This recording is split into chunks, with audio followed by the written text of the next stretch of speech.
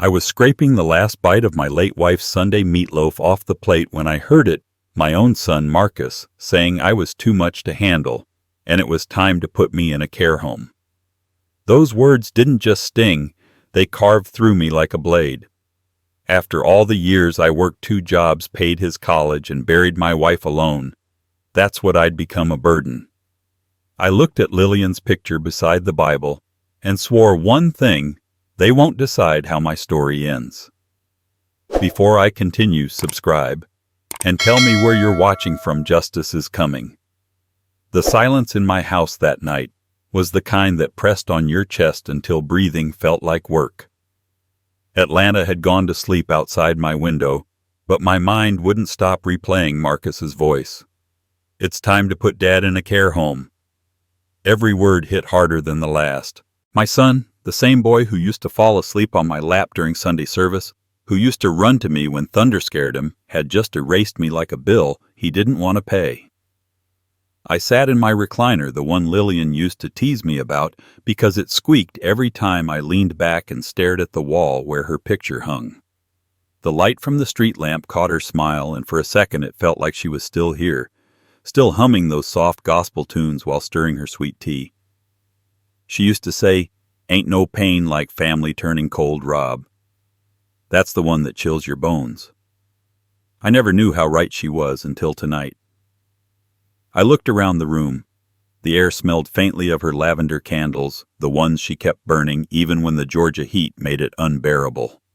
Her choir robes still hung neatly in the closet, pressed and waiting for a Sunday that would never come. On the shelf beside the Bible lay our wedding photo, faded at the edges. We were just kids back then. Her hair tied up my suit too big, but we had fire, the kind that builds homes and keeps them standing through storms. I built this house for her, for Marcus, for the future. Every nail, every brick carried my sweat. And now that same son wanted me gone from it, like I was a guest who overstayed his welcome. I stood up, knees aching, and walked through the house. The wooden floor creaked under my steps. In the kitchen, the clock ticked steady, mocking me with its calm rhythm. The refrigerator hummed. The hum used to comfort me when Lillian was alive. Now it just filled the space where her laughter should have been. I opened a cabinet and saw the old ceramic bowl she used to make cornbread in, still dusted with flour from the last batch I couldn't bring myself to finish after she passed. I ran my hand along the counter, cool and smooth, and felt something burn in my throat that wasn't anger, just heartbreak wearing its Sunday best. I sat back down at the table and reached for my phone. There were messages from the church group folks asking if I'd be coming to Wednesday night prayer. I typed out a reply and deleted it. I wasn't ready to see anyone, not yet. What would I say? That my son had turned his back on me, that everything Lillian and I raised him to be, respectful, grateful, God-fearing, had faded into ambition and greed. No. The Turners don't air their pain like laundry. We swallow it, let it turn into something sharper, something useful. Outside, a car rolled by, its headlights cutting through the blinds. The shadows crawled up the wall like restless ghosts. I poured myself a glass of water and sat there watching the ice melt. My chest felt heavy, but not from my heart. It was something deeper, spiritual. A wound that no doctor could fix. I remembered the day Marcus graduated college, the pride swelling in my chest, as he walked across that stage. I shouted his name so loud folks turned to look. That was supposed to be the beginning of something. Instead, it became the start of distance. After Lillian's funeral, he stopped calling as much. At first, I blamed grief. We all handle loss differently. But then the calls became texts. Then the texts became silence. I'd visit his house now and then, bringing food like old habits refused to die. Denise, his wife, always smiled too tight, like she couldn't wait for me to leave. I ignored it because I loved my son and believed love was enough to fill the cracks. Turns out love can't fill greed. I pushed back from the table and walked to the window. The neighborhood was quiet, porch lights glowing faintly in the humid air. Across the street, Miss Geraldine's house still had her Christmas wreath up in October. She'd laugh if she knew how many times I'd fixed that squeaky gate of hers just to stay busy. Folks around here used to stop by, borrow tools, share sweet tea, talk about the Falcons losing again. Lately, nobody came by much. Maybe they could sense something was changing in me before I could. The night deepened and I sat back down with the Bible open on the table. My fingers traced Lillian's handwriting on the inside cover.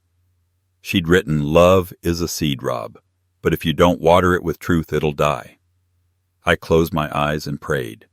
Not for forgiveness, for clarity, for strength, because I wasn't the kind of man to go quietly into whatever home Marcus thought he could stick me in. I had built this life with bare hands and tired bones, and I'd be damned if I'd let anyone, even my own blood, decide when it ended. I stayed up till dawn, the first light creeping through the blinds. The city outside began to stir, garbage trucks, barking dogs, the sound of the world moving on. I brewed coffee strong enough to wake the dead and took it out to the porch. The air was thick, the kind that clings to your skin, but I didn't mind. It reminded me of summers past when Marcus was little and we'd sit out here counting fireflies. Back then he'd say, "Daddy, they glow so they don't get lost." I smiled bitterly. Somewhere along the line he'd lost his light. I heard the church bells from down the street, their sound rolling across the morning like a call to arms. I closed my eyes and whispered, "You were right, Lil. The cold always starts inside the family." My voice cracked and I let it. For the first time since she died, I didn't hold it in. Tears came, not loud but steady, soaking the collar of my shirt. I wasn't crying for me. I was crying for the man I raised, the one who used to believe that faith and family were the same thing. When the sun rose higher, I stood and looked at the house again. It was beautiful even after all these years. The paint peeling on the porch rails, the flower beds overrun with weeds, the same oak tree where I carved our initials 40 years ago. I realized then that love had built this house, but pain was teaching me how to let it go. I went back inside, poured another cup of coffee, and sat by the phone. There were things to be done, calls to make, choices that would change everything. The hurt hadn't vanished, it had just turned into focus. I wasn't ready to speak to Marcus yet, not until I knew exactly what to say. But I knew this much: he was about to learn that his father wasn't as helpless as he thought. The clock ticked on slow and steady like a heartbeat, reminding me I still had time, and I intended to use every second of it. Because the thing about betrayal is, it doesn't end the story. Sometimes it just sets the stage for a reckoning, and mine was only beginning. It started like a faint echo at first, that phone call looping in my head, the words blurring together until one phrase sharpened like a blade: sell the house. My house. The house Lillian and I built with calloused hands and long nights when overtime was the only way to keep the lights on. I could hear Marcus's voice again, calm and businesslike, the way a man sounds when he's talking about property, not family. We could probably get $900,000 if we move fast. $900,000. He said it so clean, like it was just numbers on a page, not the weight of 2 lifetimes. I sat there for a long time, the hum of the refrigerator, the only sound in the room. My hands were trembling, not from age, but from something rawer: betrayal wrapped in disbelief. I tried to tell myself I misunderstood, that maybe they were talking about their own home. But no, I knew that tone in Marcus's voice, the clipped confidence of a man making plans he has no right to make. I pulled out the envelope of old mortgage papers from the kitchen drawer, the ones with my name and Lillian's now yellowed and curling at the edges. My thumb traced the ink, the proof that every inch of this place came from our labor, our faith, our vows. I didn't work double shifts at the steel plant, so my son could treat my life like an asset to flip. The air in the room thickened. The ceiling fan clicked overhead, slow and uneven, the way it always did when the weather turned heavy. My chest ached, not from my heart, but from something deeper, a realization I'd been too proud to face. The boy I raised, the man who once cried on my shoulder when his dog died, had become a stranger. Somewhere along the way, between college degrees and business suits, he'd shed the lessons I thought I carved into his bones: humility, gratitude, decency. I walked down the hallway, each step echoing through the emptiness. The family photos lined the wall like ghosts of better days. Marcus's kindergarten portrait missing a front tooth, grinning wide. Lillian in her Sunday dress holding his little hand. A snapshot of us on the church steps the day he got baptized. The sunlight pouring down like a blessing. I stopped there, my fingers brushing the glass. I remembered the way the pastor said, "Raise him in truth, and he'll walk in light." I thought I had. But light can fade if you stop tending it. I went into the den, pulled open the bottom drawer of the old oak desk. Inside was a stack of unpaid bills from years ago, neatly folded letters from the union, and a worn leather-bound notebook where I'd written down every overtime hour, every penny saved. I flipped through the pages, each line a record of struggle and perseverance. And now my own son was counting the reward without acknowledging the cost. I stepped out onto the porch, the night air thick with humidity and the faint scent of honeysuckle from the neighbor's yard. The street was quiet except for the distant wail of a train passing somewhere beyond the highway. I used to love that sound. It reminded me that the world kept moving, that there was purpose in the grind. Tonight it sounded like a warning, a steel cry in the dark. I sat on the old porch swing, the chain squeaking with each slow motion, and thought about how easy it must be for Marcus to forget. He didn't see my hands bleeding from the metal filings, or the nights Lillian brought me dinner at the plant just so we could have 10 minutes together. He didn't see how many Sundays I missed so he could have new shoes for school. Maybe he saw it once and decided it wasn't worth remembering. My phone buzzed on the table beside me. A text from Denise. "Hope you're doing well, Mr. Turner. We'll visit soon." I stared at the message until the screen dimmed. The politeness was poison dressed as manners. "Visit soon," she said, like I was already someone they checked on out of obligation, not love. I didn't reply. I just sat there letting the fireflies dance in the dark, their tiny lights blinking on and off like signals from another time. Inside, I poured myself another cup of coffee even though my hands were shaking. I needed something to focus on, something solid. The bitterness steadied me. I went to the cabinet above the fridge and pulled down Lillian's old recipe book. Between its pages was an envelope with her handwriting. I knew every curve of those letters. She'd written it after Marcus got married. "For when you feel alone, Rob. Remember, God gives you strength, but He also gives you sense. Use both." I smiled sadly. Lillian always knew how to say the right thing. That's when the idea started to form. Not revenge yet, just clarity. I realized I'd spent too long being grateful, too long thinking patience would fix what selfishness had broken. I'd been quiet out of love, but silence only feeds greed. The people I loved most had turned my faith into a weakness, but they were about to remember the man who built everything they were trying to take. I went into the bedroom and opened the closet. My Sunday suit hung there pressed and ready, even though I hadn't worn it since the funeral. I laid it out on the bed the same way Lillian used to do for me before service. Then I took out the lockbox from under the dresser. Inside were deeds, insurance papers, and the will things Marcus didn't even know existed. I spent the next hour reading every line. The ownership was clear. My name, no one else's. They couldn't touch it. Not legally. Not without me. When I was done, I leaned back and laughed, not because it was funny, but because of how foolish I'd been. I'd handed Marcus everything he ever wanted: education, stability, a future. And in return, he was ready to strip away the one thing that gave my life meaning. I thought about the last time he'd visited, walking around the house running his hand over the banister saying, "You really should modernize this place, Dad. Feels like a museum." I'd laughed then, but now I saw it for what it was, a preview of possession. He'd already seen himself as the owner, not the son. I turned off the lights and stood at the window watching dawn bleed slowly into the horizon. The city skyline glowed faintly in the distance, a reminder that life was always building and breaking at the same time. I wasn't angry anymore. Not exactly. I was clear. Clarity is colder than anger. It doesn't burn. It freezes. And when it settles, it makes you see everything for what it truly is. I walked back to the table, folded the documents neatly, and placed them in a folder. Then I looked up at Lillian's photo one last time before sunrise. They forgot who gave them everything, I whispered. But I'm about to remind them. The morning light slid across the floor, touching the edge of the Bible she left open to Proverbs. I didn't even have to read it to know what it said. Wisdom always starts where comfort ends.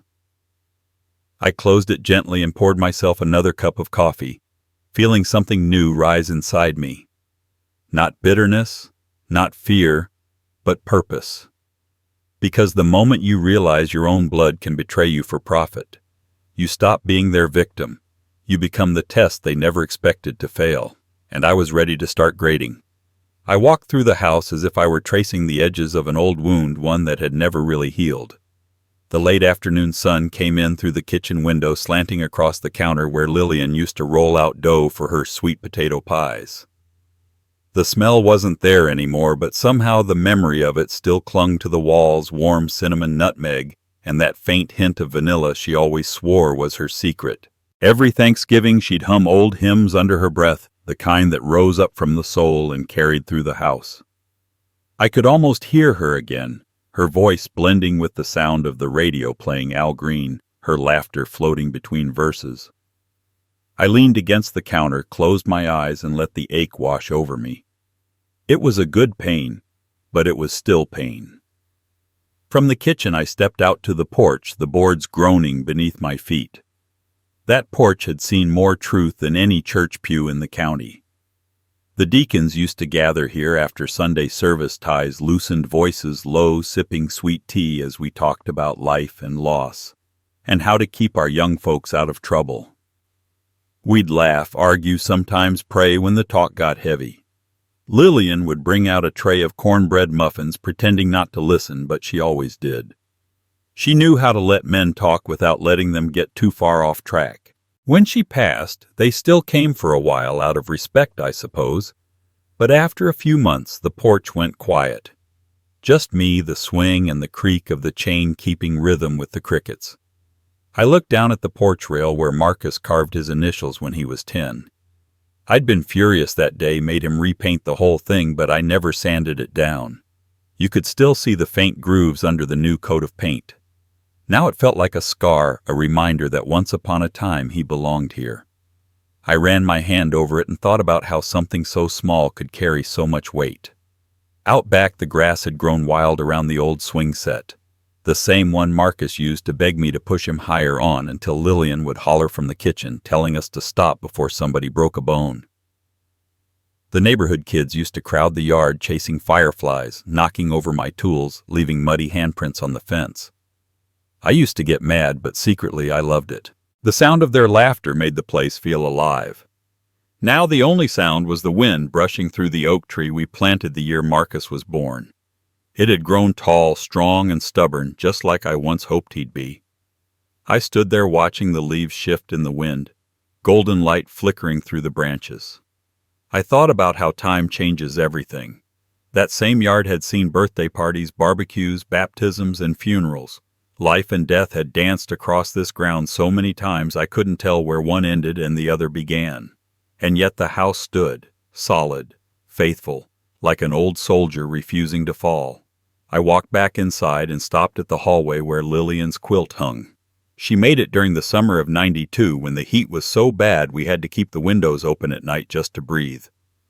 Each patch was a memory stitched in color: our first church picnic, Marcus's Little League games, the anniversary trip we took to Savannah. I used to tease her for keeping everything, but now I was grateful she did.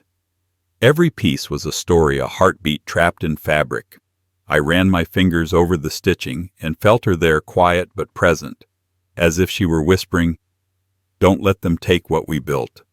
I moved to the living room and sat in her old chair. The fabric was worn smooth where her hands used to rest. I could almost see her there, head tilted, reading her Bible with that tiny gold bookmark shaped like a cross. She'd look up and smile whenever I came in from work, tired and smelling like iron and sweat.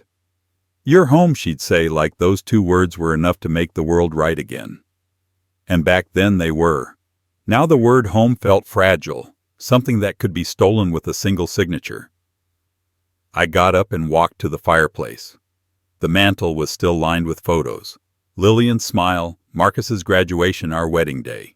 I picked up the picture of Marcus in his cap and gown, his arm around me, pride shining in his eyes. I remembered how I'd driven all night to make that ceremony, left the plant early even though I needed the hours. When he walked that stage, I cried like a fool. I thought I'd done right by him. I thought he understood what this house stood for, what we stood for. Faith, work, family. Now it seemed like he'd traded all that for something hollow. I sat down again and let my gaze wander across the room. The sunlight had shifted, turning everything a deep amber. It made the dust in the air shimmer like tiny ghosts. Every corner of this house held a piece of us. Lillian's laugh, Marcus's first steps, my prayers whispered late at night. And now my own son wanted to wipe it all clean, like we were nothing more than history cluttering his future. I walked into the dining room and stood beside the big oak table. It had scratches along the edge from years of Sunday dinners and spilled drinks. I traced one long groove near the corner, remembering the night Marcus came home from college. Broke down right here telling us he didn't know who he was anymore. We prayed over him that night, the three of us holding hands until the tears stopped. I'd never felt prouder. I thought moments like that built unbreakable bonds. Turns out they only last as long as someone remembers. I could feel something inside me harden like cement setting around old bones. This house wasn't just wood and brick. It was my life, my proof that I'd mattered. It carried my laughter, my struggles, my love. And now, it was a target, a number on paper for my son and his wife to cash in. They wanted to sell it, strip it down, erase everything sacred. That realization didn't just sting, it burned straight through me. I walked back toward the front door, stopping one last time to look around. The evening light had deepened into gold, and the shadows stretched long across the floor. I thought about how Lillian would have handled this calm, firm, maybe a prayer before a plan. But I wasn't Lillian. I was the man who built this place from nothing, and I wasn't about to watch it disappear without a fight. I stepped out onto the porch again, the air heavy with the smell of rain coming in from the west. The sky had turned the color of bruised steel, thunder rumbling low in the distance. I sat down on the swing, felt it sway beneath me, and knew this storm wasn't just in the sky. It was already brewing inside me, steady and patient. Because when a man realizes the life he built is about to be stolen, something shifts in him. He stops mourning and starts planning. And I had just decided I wasn't done building yet. I didn't sleep that night. The storm rolled in just after midnight, thunder grumbling low like an old man warning me not to do something I couldn't take back. But I'd already made up my mind. There's a moment when pain stops being pain and turns into clarity. That's where I was staring at the ceiling, wide awake, the rain tapping against the window like a clock counting down to something inevitable. When dawn came, I got up, put on the same jacket I'd worn since the plant closed 15 years ago, and went to the kitchen. The smell of coffee filled the room, bitter and grounding.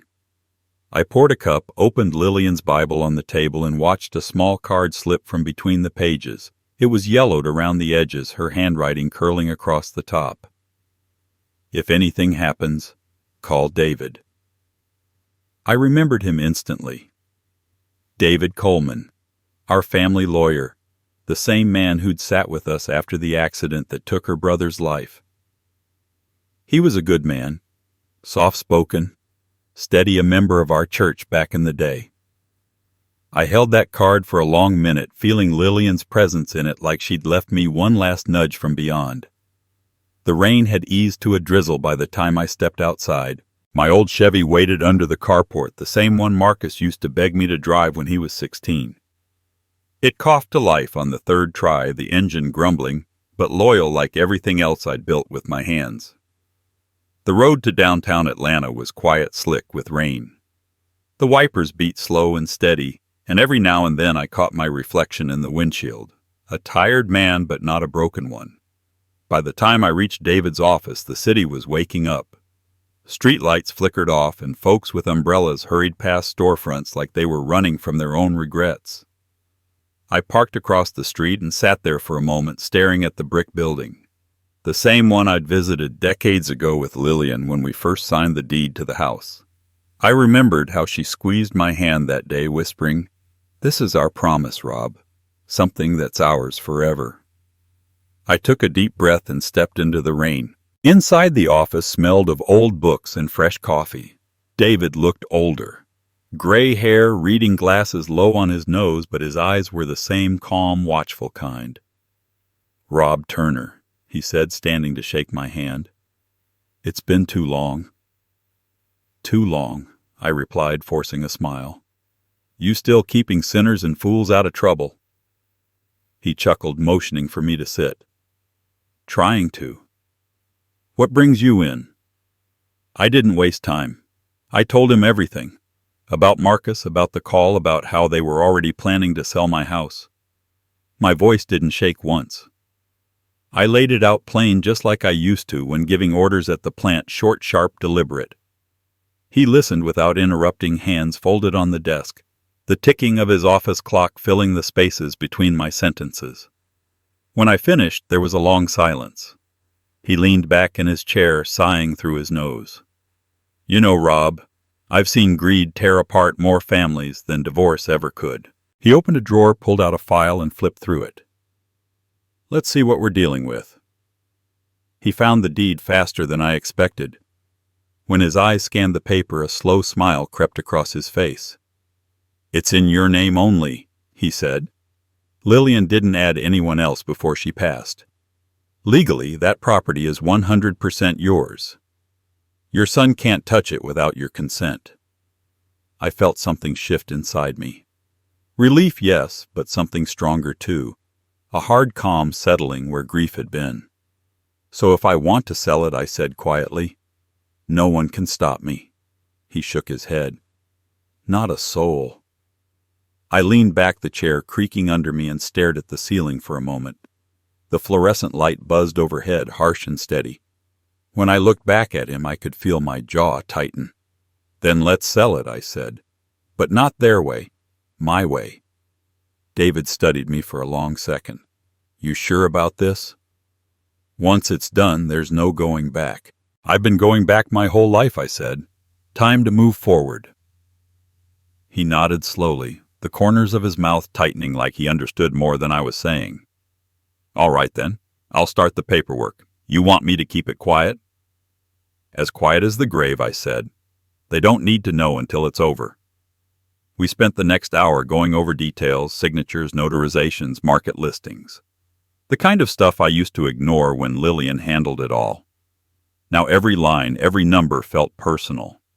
Every box I signed was another step toward reclaiming what they'd tried to take. When it was done, I stood and shook his hand again. "Appreciate you, David." He looked me dead in the eye. "You're doing the right thing, Rob. Sometimes the only way to protect what's sacred is to let it go on your own terms."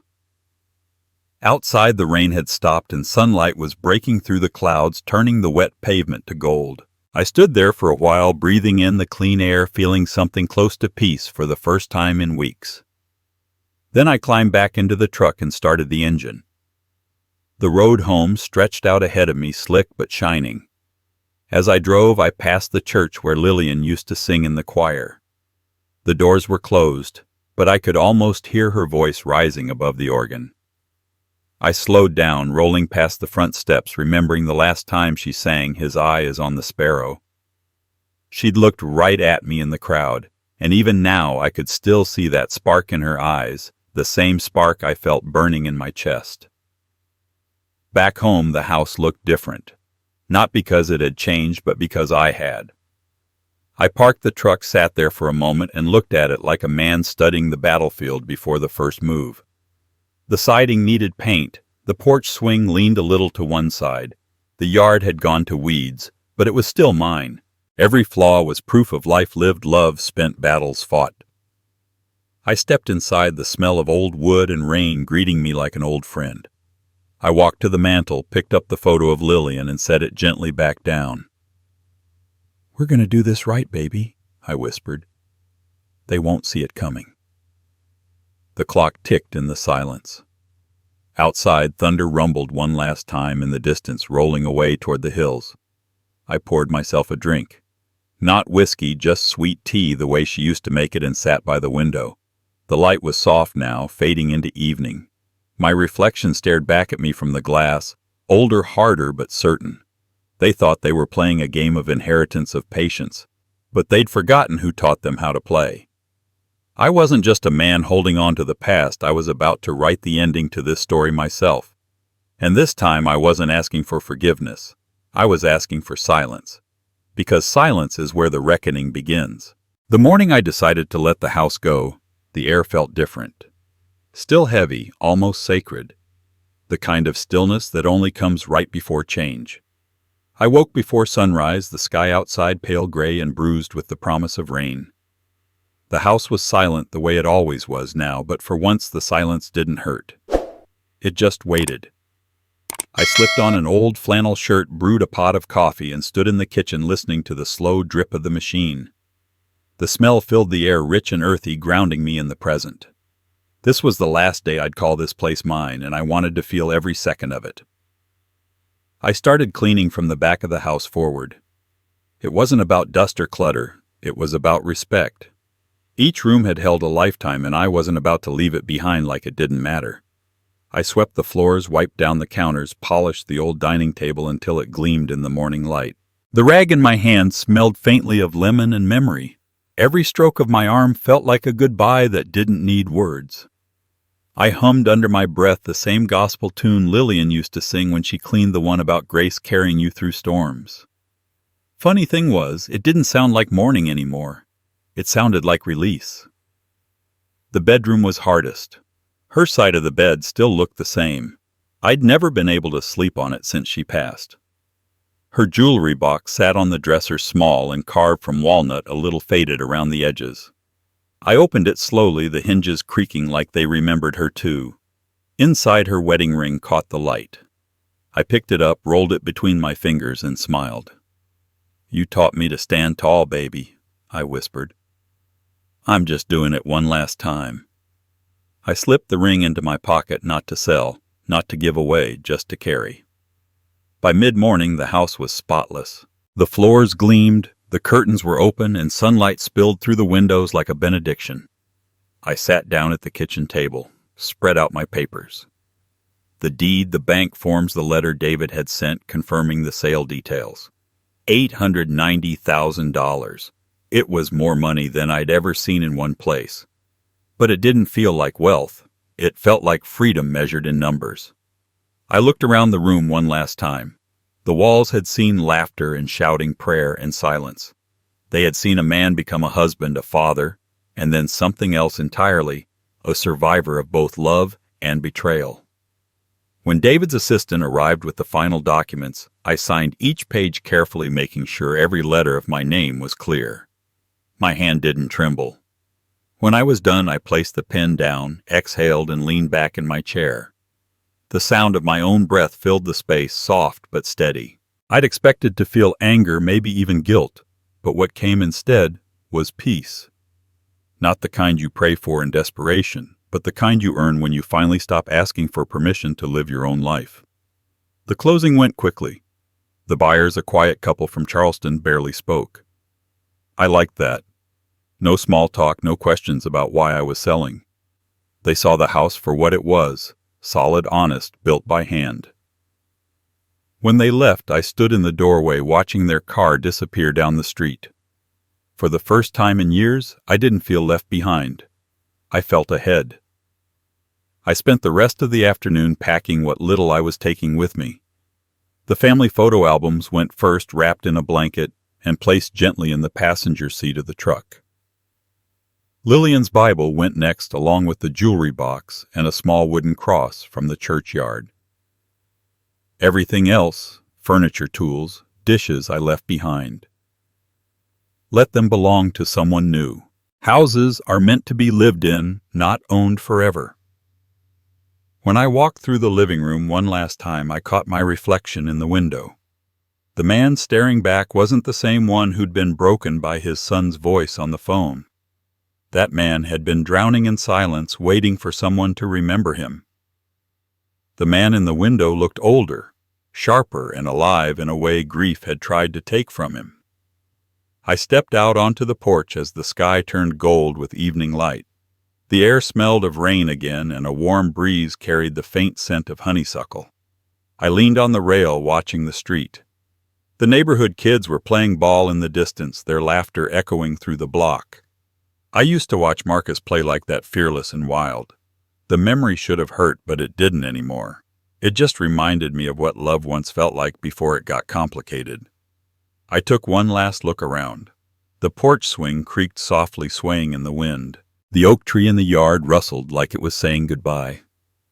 I reached into my pocket and pulled out Lillian's ring, holding it up against the setting sun. "We did good, Lil," I said quietly. "Better than most." When the sun finally dipped below the horizon, I locked the front door and slipped the key under the mat. Someone else would find it tomorrow, someone who didn't know the history in those walls, and that was all right. This house had served its purpose. It had built me, broken me, and now it was setting me free. Back in the truck, I sat for a moment before turning the key. The headlights cut through the dark, shining across the gravel driveway where Marcus once learned to ride his bike. I could still see him wobbling, laughing, Lillian cheering him on from the porch. I smiled, let the image fade, and shifted into drive. The tires crunched over the gravel as I pulled onto the road. The city lights glimmered faintly in the distance, calling me forward. I didn't know exactly where I was going yet, but that didn't matter.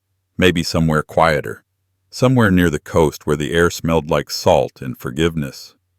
Maybe I'd find a small apartment with a porch big enough for a chair and a potted plant. Maybe I'd start over the way men do when they finally stop waiting for someone else to fix what's broken. The radio crackled to life as I drove, an old gospel song slipping through the static. Lillian's favorite. I turned it up, the melody filling the cab, and let the sound carry me down the long stretch of road ahead. My fingers tapped the steering wheel, steady, certain. The pain was behind me now, tucked away in the rearview mirror with the house and the ghosts I was finally leaving behind. And though the road stretched dark and uncertain, I felt something stir inside me, a quiet strength I hadn't felt in years. Because this wasn't about revenge anymore. It was about taking back the pen and writing my own ending. But what I didn't know then was that the story wasn't finished. Not yet. The phone rang just as I was pouring myself another glass of sweet tea.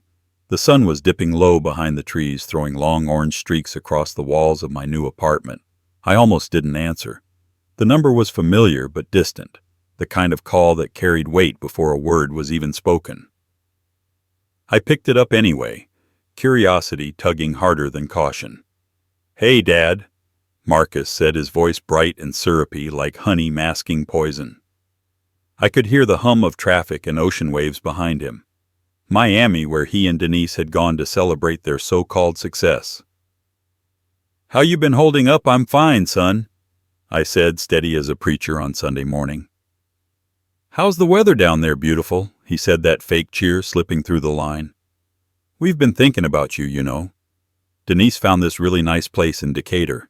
It's a retirement community, quiet, secure, nurses on call 24/7. You'd love it. It even has a lake." I let the silence sit there, heavy and deliberate.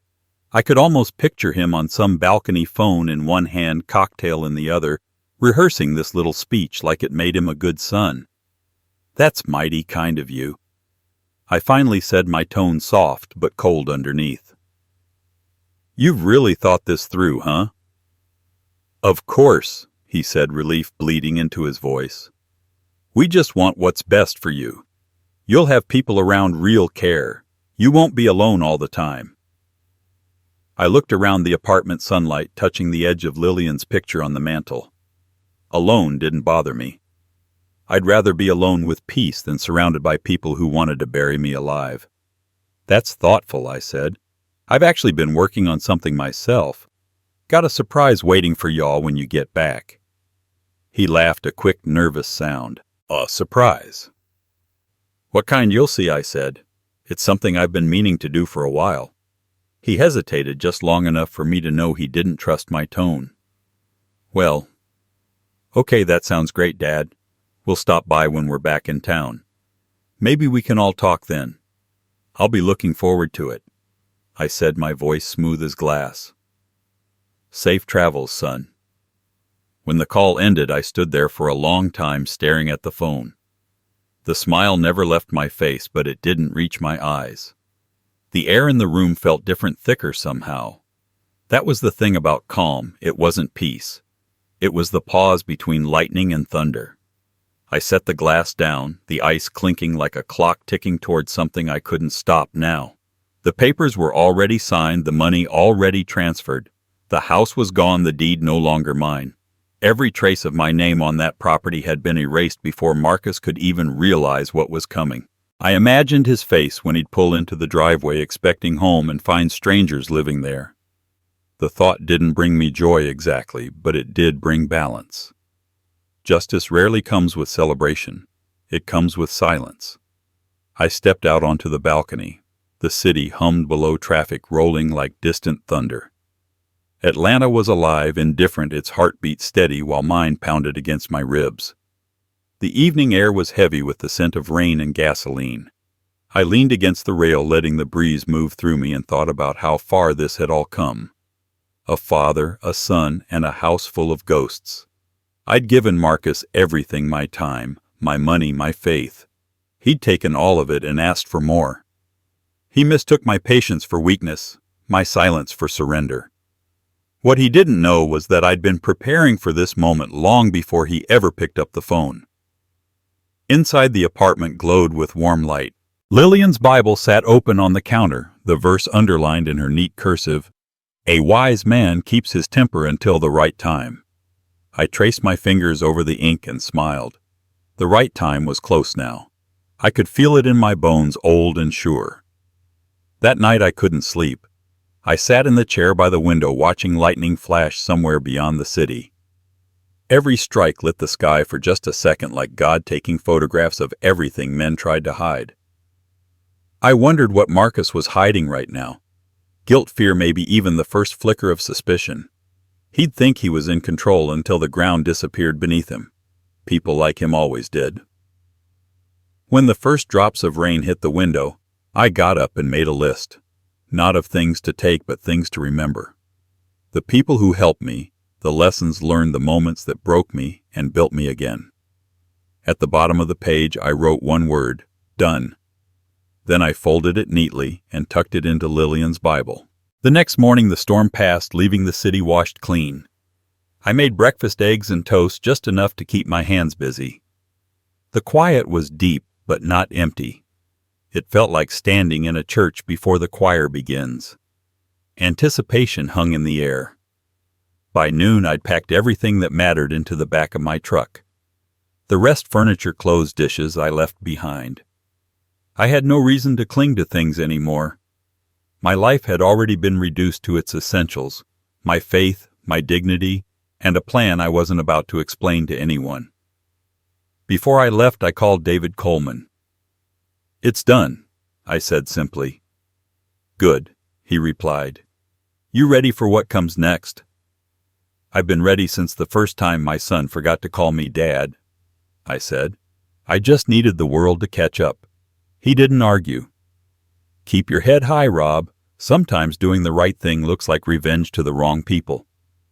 "That's fine by me," I said, and hung up. The drive out of the city was slow traffic, thick and restless. I rolled the window down, letting the air rush in, and thought about the storm that was waiting to break. I wasn't angry anymore. Anger burns too fast, leaves you empty. This was something colder, sharper. The kind of quiet you find right before the truth explodes. I knew Marcus would call again soon, maybe that evening, maybe tomorrow when he'd find out the house wasn't his to claim. He'd demand answers, shout, curse, maybe even cry. But all that noise wouldn't change a thing. He'd learn what every man learns too late, that you can't steal from someone who's already let go. As the sun sank behind the skyline, painting everything in gold and shadow, I gripped the steering wheel and smiled. The storm was coming. And when it hit, it wouldn't make a sound at first. Just silence, the kind that tells you something irreversible has already happened. and I was ready to watch it unfold. I drove back to the old neighborhood 2 days before Marcus and Denise were due to return from Miami. The afternoon sun hung low, sharp, and unkind, the way truth feels when you stop hiding from it. I parked across the street, engine running, and looked at the house one last time. My house. The same place that had once smelled like Lillian's Sunday roast and echoed with Marcus's laughter. It looked different now, emptier, cleaner, stripped of history. The new owners hadn't moved in yet, but the deal was sealed, the money transferred, and my name was the only one that mattered. The locks were about to change for good, and so was I. I got out of the truck with a small box under my arm. Inside were the new locks, a screwdriver, and one last piece of paper, the note I'd written the night before, folded neatly beside my pen. My hands didn't shake as I crossed the street. The air was heavy, the kind that carries both endings and beginnings. I slid the key into the door, one final time, the tumblers clicking like a heartbeat slowing down. Inside the house was quiet. It smelled faintly of fresh paint and lemon polish from the cleaning crew I'd hired after the sale. No ghosts left, just walls, wood, and the echo of a life that used to be mine. I started in the kitchen, replacing the locks one by one, the sound of metal turning against metal echoing through the rooms. Each click felt like a nail sealing a coffin, and yet I didn't feel grief. What I felt was order, balance, justice sliding into place. The front door was last. I changed that lock slower, more deliberate, like it deserved ceremony. When it was done, I stood in the doorway looking out at the street. The same oak tree where Marcus scraped his knee when he was 5 still stood, tall branches reaching for the sky. I smiled, a quiet kind of smile, the kind you wear when you finally stop fighting a battle no one else can see. Then I pulled the note from my pocket, smoothed out the creases, and read it one more time. Every word was mine, simple and clean. No anger left in it. Just truth. You called me a burden. I built this home with my hands, and now I've set myself free. The house is sold. The money's safe. May God teach you what family truly means. Dad. I taped it to the front door with a single strip across the top, firm and centered. For a moment I imagined Marcus's face when he'd see it, the confusion first, then the dawning realization, then that sharp sting of humiliation that only truth can bring. I didn't want him to suffer, not exactly. I just wanted him to understand. Sometimes the only way to wake people up is to let them fall hard enough to feel the ground. I stepped back, took one last look at the note, and whispered, "That'll do." Then I walked to the truck, started the engine, and didn't look back again. The drive to my new apartment was quiet. I'd moved into a modest building near the church, small place, 1 bedroom, simple furniture. The kind of space where silence didn't echo. It settled. The first night I slept there, the air felt lighter. My chest unclenched for the first time in months. I didn't have to walk on eggshells, didn't have to fear phone calls from people pretending to care. Freedom doesn't always come with noise. Sometimes it's just the absence of weight. The next morning I went to the bank. The teller was polite, young, probably around the age Marcus had been when he graduated. "Would you like to open a new account in your name, sir?" she asked with a smile. "Yes, ma'am," I said. "Just mine." When she handed me the deposit slip, I looked at the numbers printed across the page, $890,000. It felt strange seeing it all laid out like that, clean final. Years of sweat, sacrifice, and heartbreak turned into digits. I signed my name carefully at the bottom, then slid the slip back across the counter. "That should do it," I said, my voice steady. Outside, the sky had cleared. The church bell rang in the distance, echoing down the block. I walked there on instinct, my feet remembering the path like muscle memory. Inside, the place smelled like old wood and candle wax, and the choir was rehearsing for Sunday. I sat in the last pew, head bowed, letting the music wash over me. The hymns weren't sad that morning, they were strong, defiant, alive. Lillian's voice used to carry through these same walls, soft but sure. I could almost hear her again, telling me I'd done the right thing. After service, I went home and fixed myself a simple dinner, fried catfish and collard greens, nothing fancy. I ate slow, every bite tasting like closure. The apartment was quiet except for the hum of the ceiling fan, And in that quiet, I found something I hadn't felt in years: peace that didn't depend on anyone else's approval. Later that evening, I sat on the balcony with a cup of tea watching the city lights flicker in the distance. Somewhere a train whistle blew long and low, like the sound of life moving forward. I thought about Marcus and Denise landing at the airport, still tan and smiling, blissfully unaware. I pictured them driving up to the old house, pulling into the driveway with their fancy luggage, laughing until they saw the locks. The key wouldn't turn. The door wouldn't open. And then they'd see the note, those 4 lines that would split the silence in 2. They'd call, of course. They'd leave messages, angry, desperate, maybe even apologetic. But I wouldn't answer. There was nothing left to say. I'd already spoken the only truth that mattered. I'd built that house with my own hands. I'd given my life to raise a family that forgot the meaning of family. And when they called me a burden, I chose to show them what a man does when he's underestimated. He doesn't yell. He doesn't beg. He simply walks away and leaves a message that can't be erased. The night deepened and I leaned back in my chair, eyes fixed on the stars, just visible beyond the city haze. Somewhere out there, Marcus was learning what loss feels like, the kind that doesn't come from death, but from the weight of your own choices. I didn't need to see it to know. I'd lived long enough to understand that sometimes the quietest revenge is the loudest kind. The tea had gone cold by the time I stood and went inside. I set the cup in the sink, turned off the lights, and let the darkness settle around me. It didn't feel lonely. It felt earned. I lay down on the couch, Lillian's ring still in my pocket, her voice still in my head, and closed my eyes. Tomorrow I'd wake up to a new day with nothing left to lose and nothing left to prove. But tonight I rested in the calm I'd built with my own 2 hands. Because some storms don't come with thunder. They end in silence. And that silence was mine now, every inch of it. They landed on a Sunday afternoon just as the city began to cool from the long Georgia heat.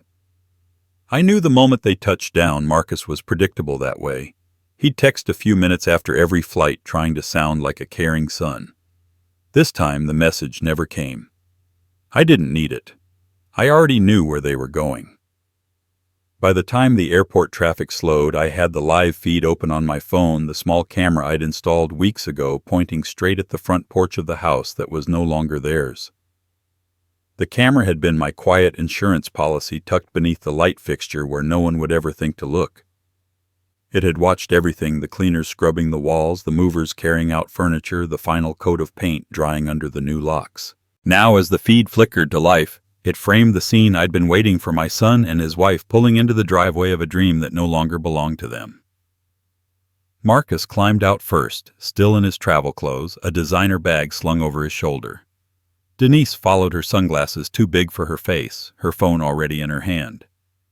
They looked rested, confident, like people who believed the world was theirs to arrange.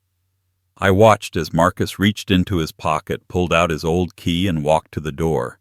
He didn't knock. He didn't call out. He just turned the key, expecting the world to open. It didn't. I saw him pause, frown, jiggle the key again. The camera caught the subtle twitch in his jaw when it wouldn't turn. He tried again, harder this time. Still nothing. Denise stepped forward, confusion creasing her forehead. She said something I couldn't hear, then tried her own key as if a different hand might change the lock's mind. It didn't. The disbelief came next, the kind that looks quiet but roars underneath. Marcus stepped back, looking at the door like it had betrayed him.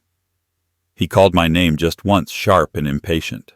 The sound of it echoed through the camera's tiny microphone, distant but clear. "Dad. You home?" I didn't move. I sat in my apartment, the glow from the phone lighting the table beside my cup of cold tea. He called again, louder this time. "Dad, open the door." When silence answered, his voice sharpened. "What the hell?" He turned to Denise, who was already pacing the porch, her phone pressed to her ear, probably trying to reach the realtor, or maybe the bank. I almost felt sorry for her, standing there in her summer dress, realizing money couldn't fix what greed had broken. Then Marcus's voice cracked through the feed again, louder now, anger rising. "Where's his car? He's not here! Why doesn't this key work?" He dropped his bags on the porch, tried the door one more time, then finally noticed the note taped in the center white paper, black ink, steady handwriting. He froze. For a long moment he just stared at it. The wind lifted the edge of the paper, tugging at it like a whisper. I knew what it said. Every word had come straight from my bones. "You called me a burden.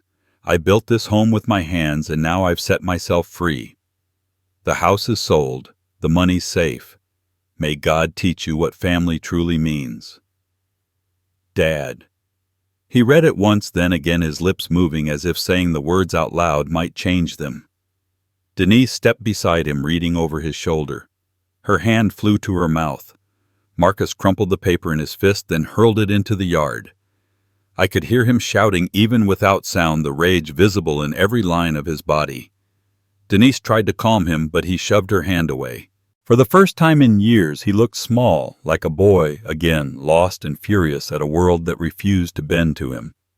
I leaned back in my chair, the phone still glowing in my palm. I didn't smile. I didn't cry. I just watched. Justice doesn't need applause. It needs silence, the kind that wraps around truth and keeps it safe. Marcus stormed down the steps, pacing in the yard, pulling out his phone, dialing number after number. I imagined him calling me, calling the bank, calling anyone who might tell him it wasn't real. My phone buzzed once, twice, then again. I let it ring. Each vibration felt like a heartbeat slowing down, losing its rhythm. He left a message, eventually half shouting, half begging. "Dad, what's going on? You can't just sell it. You can't do this." But I already had. Through the camera, I saw him collapse onto the porch swing, elbows on his knees, face buried in his hands. Denise sat beside him, her shoulders shaking. The sight should have hurt. Once it would have. But what I felt wasn't cruelty, it was release. He wasn't the only one who had lost something that day. I had lost illusions. I had lost the father I thought I had to be. What was left between us wasn't love or hate, it was truth, raw and unfiltered. He stood after a while, gathered their bags, and walked back to the car. The porch light flickered behind him, catching the edge of the crumpled note in the grass. Denise picked it up, smoothed it flat, and folded it carefully into her purse. That detail caught me off guard. Maybe she understood. Maybe she always had. The car pulled out of the driveway slowly, the tires crunching over gravel. I watched until the taillights disappeared down the street, swallowed by dusk. The feed went still, the porch empty again. I closed the app, set the phone down, and exhaled. Outside my apartment window, the church bells began to ring. 6 sharp tones, then silence. I sat there listening to the echo fade, feeling something deep inside me finally settle. The house was gone. The money was mine. The lesson was his. That night I took a walk. The streets were quiet, washed in amber light from the street lamps. I passed the bakery, the barber shop, the church with the door still open from evening service. Inside I could hear the faint hum of a hymn, one Lillian used to love. I stopped for a moment, leaning against the doorway, listening. The words were soft, but they carried weight. Through many dangers, toils, and snares I have already come. When I finally went home, the air in the apartment felt clean, almost holy. I poured a glass of water, set it on the table beside the phone, and looked out the window at the city lights flickering like 1,000 small truths. Somewhere Marcus was learning that you can't build happiness on the ruins of someone else's sacrifice. The storm had passed. What remained was silence. And inside that silence, something new was waiting to be born. I didn't know it yet, but the reckoning wasn't over. It had only just begun. The sun was slipping behind the skyline when I finally turned the lights low and let the quiet settle in. The city outside buzzed faintly. Cars rolling, dogs barking, life moving on without permission. Inside my apartment, though, everything was still. The radio played a soft gospel tune, the kind Lillian used to hum while folding laundry. The melody drifted through the room like a prayer that didn't need words. I poured myself a glass of sweet tea, slow and steady, and sat by the window where the light caught the edge of her photograph. She looked just as she always had, kind eyes, half a smile, a woman who carried peace even when the world gave her chaos. I raised the glass toward her picture, a quiet toast. They thought they could bury me, I said, my voice barely above a whisper. But I just planted new roots. For the first time in a long time, I didn't feel the weight of anything. No house, no betrayal, no guilt. Just air in my lungs, cool and clean. Freedom has a taste. It isn't sweet, not exactly. It's steady like the first sip of water after a long drought. I leaned back in the chair, listening to the gospel singer's voice swell in the background, and felt something loosen in my chest that had been locked tight for years. It wasn't forgiveness. I wasn't sure I owed that to anyone, but it was peace. A quiet kind that doesn't announce itself, that just settles in your bones and makes you breathe easier. I thought of Marcus and Denise probably sitting somewhere trying to make sense of it all. Maybe they were angry. Maybe they were ashamed. Maybe they still didn't understand what they'd done. I didn't wish them harm. That kind of bitterness eats a man from the inside out. I just hoped they learned something. Something about gratitude, about the cost of disrespect, about the value of what's earned versus what's taken. The clock ticked on the wall, steady and comforting. I'd bought it the day I moved in, cheap and simple, but it sounded more honest than anything that had filled the house I left behind. Every tick felt like proof that life was still moving forward, that time hadn't abandoned me after all. I took another sip of tea and looked around the apartment. It wasn't much, one small kitchen, a narrow hallway, a worn couch that had seen better days, but it was mine. I didn't have to walk on eggshells here, didn't have to measure my worth against anyone's expectations. The walls didn't whisper old arguments. The floor didn't creak with ghosts. It was a blank page waiting for whatever came next. I picked up Lillian's Bible from the table. It was worn now, corners, bent pages soft from years of her touch. I turned it over in my hands, feeling the grooves where her nails had once pressed down. Inside, tucked between Psalms and Proverbs, was the list I'd written the night before the Sale Names lessons, fragments of memory. I read the last line again. Done. I smiled. It wasn't the kind of smile that comes from victory. It was quieter than that. More like relief. Because the truth is, I hadn't won anything. I hadn't taken revenge or proven a point. I'd just reclaimed something that was mine all along, my dignity. And maybe that was the only victory that ever mattered. I stood stretched and walked to the window. The city lights blinked in the distance, small but unyielding. Somewhere out there, life was beginning for other people too. New marriages, new losses, new lessons. I thought about how everything keeps circling back to the same truth: no one escapes the weight of their choices. Not Marcus, not me. I pulled the curtains halfway, leaving a sliver of the city glowing through. The air smelled faintly of rain again, and I cracked the window open just enough to feel it. A cool breeze drifted in, brushing against my face. I closed my eyes and let it wash over me. For the first time since Lillian's funeral, I spoke to her without the ache. "You'd be proud of me, Lil," I said softly. "I didn't let them take what we built. Not the house, not my peace." I paused, chuckling to myself. "You always said I was too stubborn for my own good. Guess that turned out to be useful." I could almost hear her laugh in my head, that low knowing sound she made when she wanted to say "I told you so" without saying it. The thought made my chest warm. On the radio, the song changed to one of her favorites, "His Eye is on the Sparrow." I remembered her singing it one night when the power went out, candles flickering across her face. She'd said, "If God watches over the sparrow, He's watching over us too." I'd believed her then, and I believed her now. I turned off the lights and let the song carry through the dark. The room glowed faintly from the street lamp outside, soft and golden. I sat back down and let the rhythm of the music fill the space between breaths. My hands stopped fidgeting. My shoulders unclenched.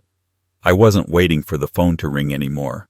I wasn't waiting for apologies that would never come. I was just here, present, whole. The truth is, storms don't last. They come to clear the air to make room for something better. The old me, the one who stayed quiet out of love, who mistook patience for weakness, was gone with that house. What remained was a man who'd learned the difference between peace and silence. I finished my tea, set the glass in the sink, and stood for a moment in the middle of the room. The gospel song faded into a soft instrumental. The last notes hung in the air, delicate and sure. I breathed them in slow and deep. Then I whispered, "Thank you, not to anyone in particular, just to life for giving me another chance to start again." Outside, thunder rumbled faintly in the distance, more memory than threat. The rain began to fall, tapping against the window like a heartbeat. I didn't move to close it. I just watched the glass fogging slightly as the cool air slipped in. When I finally lay down, the sheets were cool and crisp. I closed my eyes, the sound of rain and gospel blending into something holy. My last thought before sleep was simple and clean. They hadn't buried me. They'd just freed the soil around me so I could grow again. And somewhere in that quiet truth, I found not revenge, not regret, just peace. The kind that hums low and steady like the sound of Lillian's voice when she sang, believing every word. And as I drifted off, I knew the next chapter was already waiting beyond the dawn. Life has a way of reminding us that peace doesn't come from holding on. It comes from knowing when to let go. Rob's story isn't just about loss or betrayal. It's about reclaiming dignity when others forget your worth. Too often we give our time, our love, our labor to people who take it for granted, believing that silence will keep the peace. But real peace isn't silence. It's freedom. It's the moment you stop explaining yourself to those who never listened and start living for the person you see in the mirror. For older generations, this lesson runs deep. Your years of sacrifice are not debts others get to collect. You have earned the right to live with grace, self-respect, and faith intact. Even when life breaks your heart, it can't take your wisdom unless you give it away. If this story touched something in you, share your thoughts in the comments. What moment taught you to stand tall again? Don't forget to subscribe, because every week we share new stories that prove it's never too late to choose peace, dignity, and justice.